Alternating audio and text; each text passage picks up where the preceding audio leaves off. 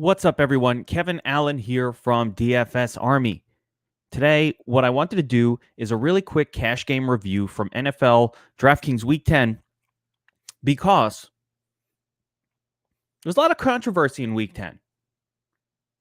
Some super clear kind of chalk plays, a lot of which didn't even work, but it didn't matter. So there were some super clear chalk plays and some words from me calling anybody who didn't play Mike Davis a donkey in cash early in the week. Of course, that was like a sentiment that went around, but something I said earlier in the week. And then some gotchas thinking that somebody was right about, oh, he didn't have a great game. So let's point this out. Let's take a look. And I want to take a minute to describe what a cash game lineup really is, what it should look like, how to approach it,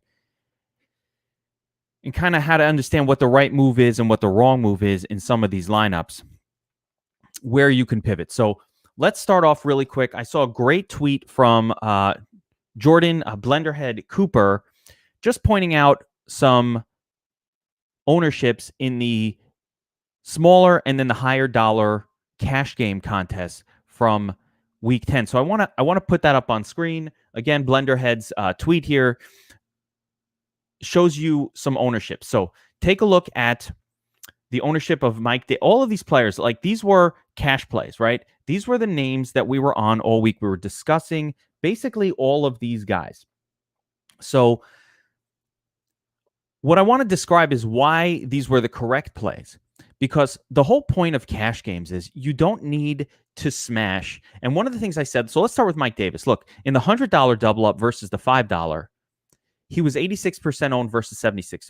Now, what goes on in the $100 game that doesn't go on in the $5 game is that the field is sharper. So whenever you see the field higher on a player than in the higher dollar than the low, you have to think to yourself, now, if you want to think I'm smarter than the field, whatever, okay, good for you. But you're not playing $100 cash games and lots of them if you're bad at making cash lineups. Those people are good at it. So they're always sharper. So look at what they did here, and let me explain a little bit of why. 86% Davis in cash in the $100 double up, 76% in the $5. Now, you might be thinking to yourself, well, I expected that Davis wasn't going to have a smash game. And so I chose not to play him in cash because I'm smarter than the field. Well, did you gain anything? The question is, what do you think you gained? He was a free square, meaning once 86% of the field owns a player, it doesn't matter what they do. They're free. Okay, now, when you have a situation like that on a 9K player, can you find a different approach? Maybe. When you have a situation like that on a min salary player, can you find a different situation? Yes. But should you? No. Why? I'll show you in a minute when we take a look at the contest. But playing Mike Davis didn't hurt you. You still cashed. Remember, in cash games, we're not trying to finish in first. We're trying to be in the top half. So it only takes the first thing that we need to really do when we build a cash lineup on DraftKings is understand where the field is going. So I want to point out some of these real quick, and then I'll show you my cash lineup where I went with it and how I took what the field was doing and made just maybe the slightest little adjustment to try to get sharp without getting stupid. And that's the key to the whole thing. Be a little sharper without being stupid. So where did the field go? They played Mike Davis, they played Aaron Jones, and they played Duke Johnson at running back. The field played this trio. And the sharps, the higher dollar guys, or the ones that are really just following, essentially, the higher the dollar, the more likely it is that they're, just running the optimizer and essentially playing the top value guys, which is how we find out who's going to be, who or most of these plays are going to be. The field played these at a higher level. And I'll show you how I pivoted off of Duke Johnson in mind, because of the trio, there was a reason why I thought Duke was the most fadeable and the spot where we can get different. Kyler Murray at quarterback was one of the most obvious cash plays I've ever seen. And again, if you didn't play him, you're probably a donkey. I don't care if you played somebody that outscored Kyler. Doesn't matter. The second best play at quarterback was Josh Allen. So if it wasn't Kyler Murray and it wasn't Josh Allen, you really need to rethink your approach to cash games. Like, why did you not do that? Why would you not do? Are you trying to outsmart a crowd in a cash game? Because that's not what you're supposed to do. You're supposed to be with the crowd in cash, and then maybe find one little spot to get a little bit different. And I'll show you a spot where I found to get a little different. Keenan Allen was heavily owned. He's been targeted a bunch. Very clear, obvious play. Didn't work, but very obvious play. And again, he didn't hurt your lineup. And I'm going to show you how he didn't hurt your lineup in a second. He didn't hurt you. Dallas Goedert was the pay up tight end. Saints defense was the most common, and that did work. Now, here's a couple of interesting spots that I think some good and some bad. Devontae Parker was kind of fine. He's been getting a lot of targets. Didn't work, but didn't kill your lineup either. Didn't smash. He was fine play, but not in a great matchup, but getting a lot of volume. So that's why he shows up there. And the commonality between these players that are showing up here is all volume. Starting running back, smash spot running back, starting running back volume. Bad matchup right there. Kyler Murray, always play him in cash when he's on the slate. It's as long as there was salary available. Because there was cheap salary available at running back this week, you could pay up at quarterback and lock in exactly what we talked about before the slate. A worst case scenario, 25 fantasy points with 40-point upside. Kyler ended up coming in right around 30 or 31. That's fine. But his floor is 25 every week, where the pay down options at quarterback have a ceiling closer to 25. You want to take the floor at quarterback where you're locking in secure points in cash games. Saints defense was a pay up defense. I generally like to pay down. They were in a good spot and they did pay off. There were three defenses really that I was considering personally in cash. I was between Saints, Raiders, and Giants. And of course, I played a lot of Raiders in just my general single entry, but I played the Giants in cash, and that didn't work. They didn't score very well. But I figured the Eagles in a rainy game, Carson Wentz, he's a quarterback that can turn the ball over. So, and the price was cheap. I prefer going cheap at defense. Now, a couple of mistakes the field made. I think the biggest one was Tyler Lockett. He does not belong in a cash lineup. He's a very volatile player from week to week. He was going to be facing a really good defense in the Rams secondary. It's just terrible. And I'm a little surprised to see that the field was on Lockett in cash. Also, Michael Thomas had not shown that he is prolific yet. I don't think he was a terrible cash play, but hanging out there next to some other names that I thought were better, like Terry McLaurin and Keenan Allen, and probably Diggs.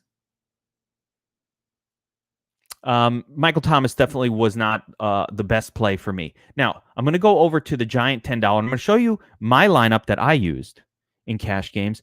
And the reason I first showed what the field was doing is to understand how this is just a slight pivot and what I did. And also, I like to look at what mistakes I made. So my cash lineup this week scored 120.9 points, which was good enough to bubble and essentially cash at 1341. So it's just over the mean of 1840. Very close, very close. Too close for comfort. So where do we go right and where do we go wrong? And I definitely know my wrong spot. And I really, it's just one change that I would have made looking back. And I was between it and kind of, I think I made a bad decision last second here. But let's start with the good. We played the right quarterback, 51% owned. The field was too low on Kyler Murray. He should have been 100% owned in this contest. I'm going to assume that, I'm going to look around here. I'm going to assume that it's Josh Allen getting the second most ownership. But I don't know if I'm going to find any of these guys in the top half, because if you didn't play Kyler, you probably didn't cash because you're probably an idiot. So notice that as you look through the people that cashed, everybody had Kyler. And I don't know if DraftKings doesn't. Yeah, there's an Aaron Rodgers, just bad at this. And by the way, you don't want to finish first in a cash. Yeah, there you go. The guys who are finishing in first place, these are guys who are making bad lineups. You don't want to put this in a cash game. They're doing exactly the wrong thing. This is a great tournament lineup. Good job. You're playing fucking Ron Jones Jr. in cash, like Cole Beasley in cash. These people are people we want to write down the name, fly back. Like, I'm going to write down. This is a great way actually to find targets for your cash games if you want. Go to the top of the cash line, not even the bottom. Go right to the top of the list, and you say, "Hey, this guy Vincent Vega is putting his let's go Boney Maroney, right? This guy, Boney Maroney's playing Brady. He's playing Darrell Henderson, T. Higgins. He's all over the place. He basically put his tournament lineup in a cash game, right? This is a great tournament lineup. Brady, Evans, Godwin, very nice. And Ron Jones Jr., which is probably way too much. Actually, a weird tournament lineup, but it worked. So you look at this and you go, all right, Boney Maroney is a guy who doesn't know how to make a cash lineup. So if you see him in the head-to-head or somewhere like that, you want to take that on. This is a fellow that doesn't understand how to make cash lineup, still cashed. Did a great job. Good work. So if we go down kind of to the, DraftKings doesn't let you see the losing lineups, unfortunately, but you probably see that like a Josh Allen was pretty heavily owned as well, but mainly it was Kyler Murray. Now let me go back to my lineup because I want to go through this very specifically. Yeah, no, right. Yeah, that's right. You write down the names. You hunt down the people who are bad at this. The best way to do it is when you enter a lot of head-to-head games, you find people that do a lot of head-to-heads, and you start to look at their lineups. And if they're doing, like I said, if they're doing stuff like this, if they're using Tom Brady in a cash lineup when Kyler Murray is on the slate, and they're skipping all the value at running back and playing crazy stacks, and that's the guy you want to target in cash games. Yeah, he won this one, but I want to target him. I'm not like, oh my God, he puts a good tournament GPP lineup in cash. I need to avoid that. You want to attack people like this. Now, again, let me go back to my lineup because I want to show you what I did versus the field. The first thing that we try to do every single week is identify, like all the course of the research of the week, identify what the field is going to do. A lot of times at DFS Army, let me see if that's still up. Our chalkboard tool will give you a pretty great idea of what to do in cash. Because I see a lot of people, here we go. I see a lot of people get very confused in cash as what to do. Guys, here's the chalkboard tool. This has been here the whole time. Now, I want to show you something. Who's the top quarterback? Kyler Murray. Okay. Who are the top 3 running backs? The top 3 cash game guys. Okay, there you go. It's spelled out for you. Dallas Goedert, the highest owned tight end in cash. Oh, okay. Who are some great tournament wide receivers? Well, Stephon Diggs is there. Devontae Adams on the list. Keenan Allen. These are the guys. They're right here. Saints #1 defense. So if you're in DFS Army, right, and you're a subscriber to us, and you have this tool in front of you, and then you come to me and say, I don't know what to do in cash. Well, why was it hard? Kyler Murray, Mike Davis, Aaron Jones, Duke Johnson Jr. These are what the sharpest people played. Stephon Diggs, Adams, Allen, Diggs, Allen. Then you got to make a decision because you can't afford all the high price guys. That's where some of our research comes into play. Look where Michael Thomas was. Some of you said you played Michael Thomas in cash. It's not good. On the wide receiver position, we could do Dallas Goedert, the most owned tight end. Saints, the most owned defense. So if you look at the chalkboard, yes, cash lineups are chalk. Here, yes. So here's the deal. How do you build a cash? You're looking for the chalkiest, but we're going to find one little twist, and that's where I'm going to show you mine. Because the most important thing, Sideswipe, first is, what is the field going to do? We can know. This isn't a mystery. Bro, I'm not fucking using a time machine here. This tool was there for you all weekend. This was here the whole time. So you had the ability to pretty much know what was going to go on in cash. Wide receiver, not 100%. We talked about some great pay down options. But the tool is here to show you. Dallas Goedert, again, let me make sure you're seeing this. Who are the names that are on the fucking chalkboard? The same names right here. Davis, Jones, Duke, Kyler, Keenan, Dallas, Goedert, Saints, Stephon Diggs. What are we missing here? It's all identified right there on the chalkboard. So the reason I'm saying this, so what did I do and how do I find a little bit of a difference? You don't have to be different at all, by the way. You can just play the cash. But you usually have to, we're going to bubble cash if we play exactly the same thing as everybody else. It's fine to play the exact same. You want to be on the sharpest cash lineup. And a lot of times, again, the sharpest cash line, it's not going to be the one that finishes first. It's going to be the one right. It's going to be right around here. It's going to be like past the bubble mark. Like bubble was where I was. I think, like I said, for me, I missed one thing on this lineup. So let me talk about mine. Of course, Auburn is here, so I have to show the one where I smashed him in his head-to-head challenge. Dude, I hope I'm not coming off pissed. I'm just trying to teach him, man. I'm just trying to teach you guys how to do this, right? We have the tools. So what I want to do, what I get upset with is people when they say, I don't know what I'm doing. I don't know how to make a cash line. And I'm like, I don't know what more I can do. So I'm doing my best to teach it. So you guys understand how to do this stuff because it's right there in front of you. And the tools, they're you just got to look at it and listen. Look at the tool. It's not hard to do. Now, how do we find? This is my boy Auburn, right? This is our head-to-head, and he said, "Well, I don't want to use Mike Davis," and actually it was a good pivot off, but everything else went wrong a little bit. I mean, really, the quarterback position went wrong. You don't fucking play Tua in cash. I mean, that's just terrible. It's a disaster. Now, I skewed this one against you, in fairness, Auburn, because I kind of said, well, you can't play Kyler Murray, but you should play Josh Allen. So you should have just taken the second best guy. So here's the deal. Let's go back to the double up, and I'm going to show you my lineup, and I'm going to show you what I did and how it mildly differed from cash, from the ultimate super chalk cash, but not too much, not stupid.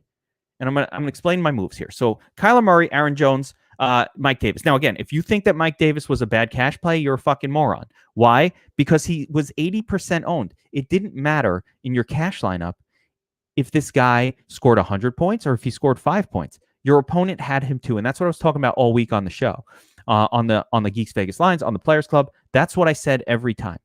Your opponent has him too. It doesn't matter what he scores. That's why it's a free square. Cash games often come down to just a couple of 2v2 decisions that you make. It almost always does. I'm almost always very easily on the cash lineup except for 2 or 3 spots. And if you're not able to get to that 2v2 or 3v3 decision, then you need to rethink even playing in cash games or watch this video and learn how to do cash. So the first thing we do is we establish, all right, what's the standard going to be? We knew that the field was going to play Kyler Murray. We knew they're going to play Aaron Jones, Mike Davis, and Duke Johnson as their running back trio. That was very obvious. You pretty much knew the field was going to play Keenan Allen. You knew the field was going to play Keenan Allen, right? You knew it. So 53% owned. So did Keenan Allen kill me? He didn't have a great game? I don't give a fuck. No, he was still a good play. Still a great play, I think. But we knew what the field was going to do. Now, we saw a couple of other pivots, right? The field played Devontae Parker. The field played Dallas Goedert. The field played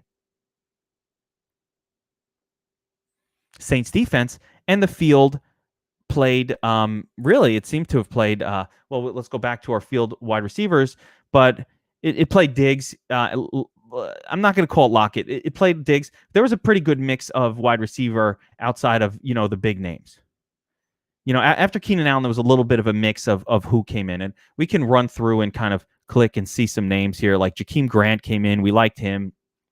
That was a really strong play. Josh Reynolds was a guy we liked a lot. Jakeem Grant we thought was a great cash play all week. It's funny, only 6% Raiders. Raiders were my choice for. I was between the Raiders and the Giants all week, and Raiders did really well. Diggs, 28%, so he was a really good cash play. But you see, Josh Reynolds, these were guys that we identified at DFS Army, Reynolds and Jakeem Grant as your easy paydown options. I thought Terry McLaurin was a great play. So, there were a few different options, but you notice everybody's kind of in the same boat. Everybody kind of played the same general lineup, and these people know how to make a cash lineup. That's why they were there. So I'll explain what I did here and where it could be a little bit different. Keelan Cole, he's been doing things for the Jaguars all season. If that's who you're talking about, and he was fine, but he was not a good play yesterday. He just happened to have worked.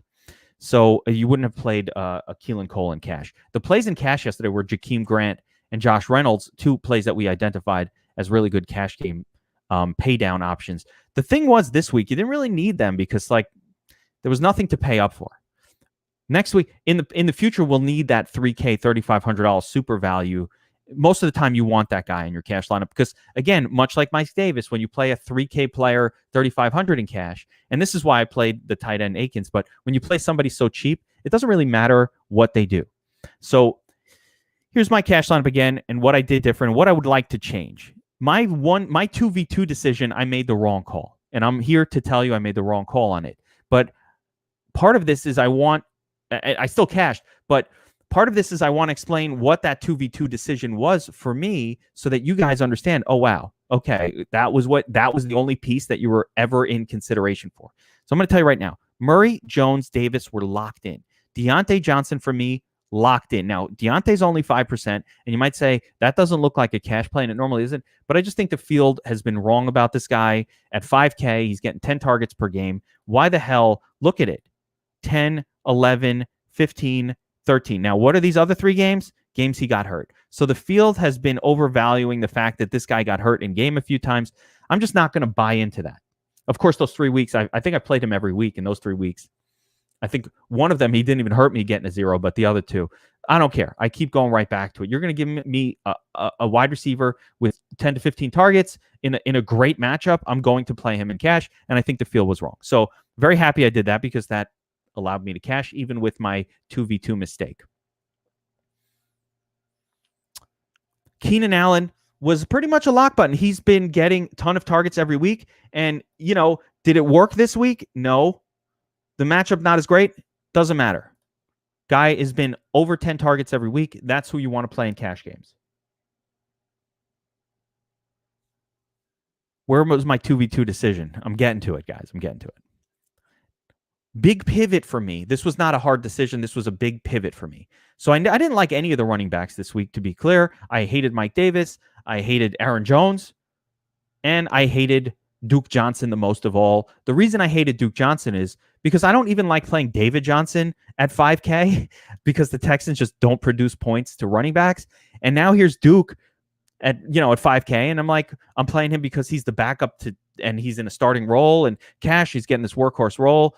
Whatever, though. The Texans just suck at producing points to running backs. Why would I play Duke chalk? So to me, I knew that was the chalk spot I want to get off, and we talked about a little bit on the Players Club last week. I talked about a little bit on the Players Club how I just hate. That's a spot I want to get off. I like Miles Sanders more. Miles Sanders didn't even work, and he didn't work because somehow Boston Scott got all the fucking work. But had there been a better running back that I had identified, I would have gone there.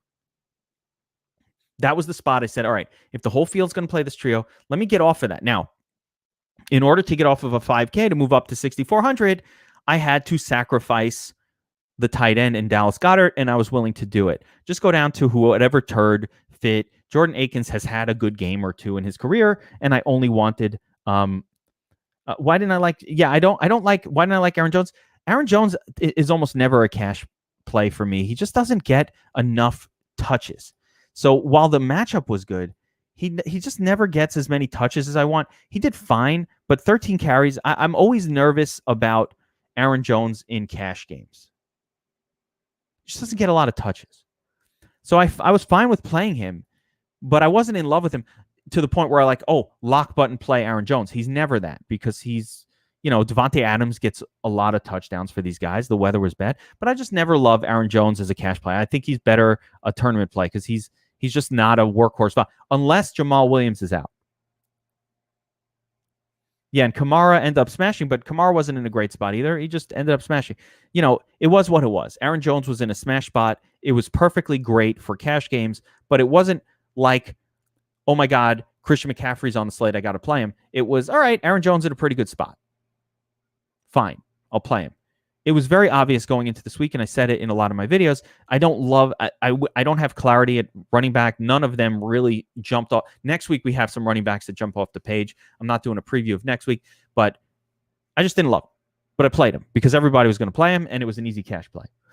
The biggest pivot for me, and a place where I'm going to say an unforced error in this lineup. I like everything I did here except for one thing. Robert Woods, he was in a great matchup, but it was a 2v2 decision. So this is where I struggle personally, and I made the wrong call in hindsight. I was deciding between Robert Woods, 6,600, and Giants defense, or Raiders defense, which I liked a lot, and Terry McLaurin. That was the 2v2 decision. I ended up going with Woods because McLaurin had the new quarterback, and I was like, I'm not sure about this quarterback and whatnot. and it was the Goff week, the big finally going to throw some passes. So I figured, you know what? I would never play Robert Woods in cash. He doesn't get the volume, and I knew it. I looked at his volume, target volume, and it's 6, 8, 5, 10. Remember, look at these numbers: 6,600, 8, 5, 6, 7. We want players with volume in our cash lineup. Terry McLaurin was more of a 10 plus target guy. Again, Deontay, a 10 plus target guy. Notice what's consistent here. Deontay, 10 plus targets every time he plays a game. Keenan Allen, 10 plus targets every time he plays a game, right? So if I'm paying up at wide receiver, I want a guy who's getting me 10 plus targets. Why? Because volume is king in cash games. We let the field take shots on big plays and the Christian Kirks of the world. We want players in our cash games that are going to get us a lot of volume. So that was the one error that I made. 200 less, I could have gotten up to Terry McLaurin, and that would have been a change of 25 points. Would have put me way up here in this perfect zone. The top 20% in your this is where you want to be. You want to be in that top 25, 30% with your cash lineup every week. That means you're doing it right. So that one error. Now, you might be looking at Jordan Akins going, how could you play a $2,900 guy? My thought was all the tight ends suck most weeks. We haven't really had many performances over 8 to 10 points where you can rely on them at tight end. So who gives a shit? I'd rather, if I have to save salary, that's where I want to save it. So that was the tight end decision. Overall, though, this was a good cash lineup. It cashed almost everything. It destroyed, of course, Auburn in our head-to-head matchup. So I want to mention that. But also, what I wanted to show was how obvious this was in hindsight, but not just hindsight. Again, the tools are right here. When you look at the ownership, it's right in front of you. And of course, the stress all week we put on, you must play Kyler in cash. You must play Mike Davis in cash. Aaron Jones is the obvious cash. Like we're covering these things to sharpen up the group, understand what everybody's doing in cash. And again, my approach to it is it's fine to make a pivot off of it. That's where you can go from Parker, a Parker to a Deontay. Where is this? You can go from a Parker to a Deontay, and that's totally fine. You can go from, one defense to another, pay for a cheaper one to get a little different. But the most important thing is you have to identify, and this is what we try to do during the week, what the field is going to do, because you can't even pivot if you're not fully understanding what the field's going to do. And if you watch my GPP cash game single entry video, which is out there as well, and you can, if you're on YouTube, you can search for it, cash GPP 3 max, I think it's what it's called. Kevin Marciano, how the fuck would I pull your lineup? That you? I mean, how the hell would I pull your lineup, bro? Are you in this contest? I'm not able to just pull up everybody's lineups by name. But here's the deal. I'm happy to go over, for DFS Army subscribers that are watching this, members, and you're in my channel, I'm always happy to go over this with you. I did this on a video because I just typed this up in DFS Army Slack in my channel, and it disappeared in 10 seconds of scrolling, so like 5 people saw it. Yeah, Todd, so there you go. Where did you make the mistake? You played Michael Thomas.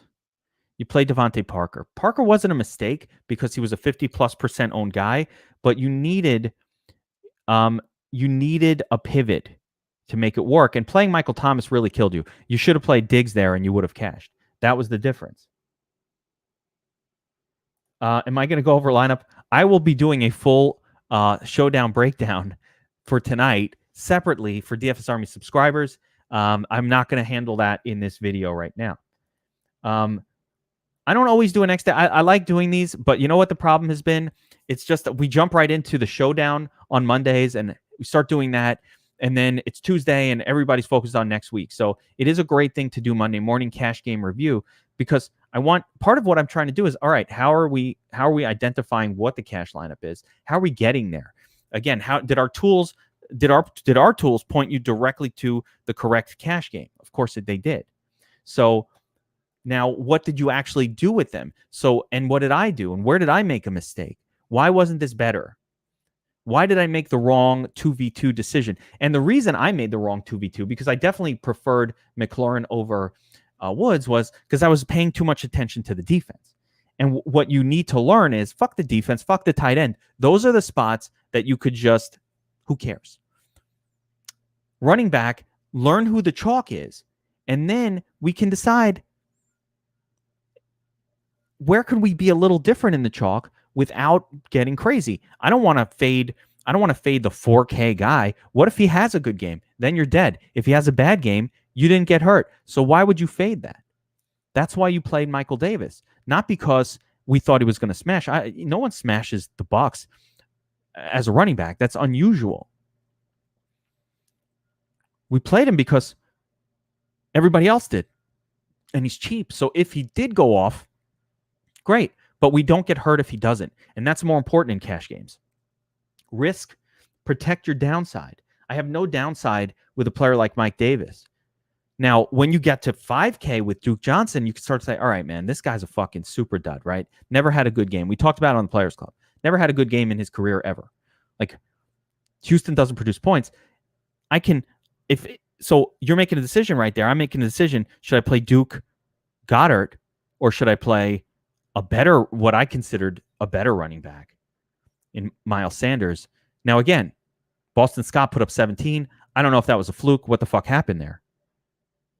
But I thought Miles Sanders was a great play. So I wanted to kind of squeeze him in. I figured that would be my leverage. I really thought going into this that Duke Johnson was going to get like a 7 and that Miles Sanders could get me 25. And that's how I would jump the field without having to get crazy, which again is why the 2v2 on Giants Woods versus McLaurin Raiders was such a mistake. Didn't need it. Just should have went more chalky with McLaurin and the volume. Always favor volume in your cash lineup.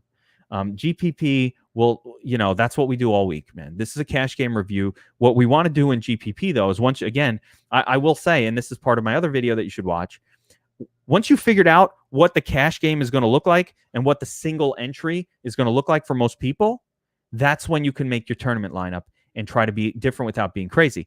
How do you make a single entry off of this cash lineup? Very simple. We knew the field was going to play Murray, Jones, Davis. Now let's fade Jones and Davis.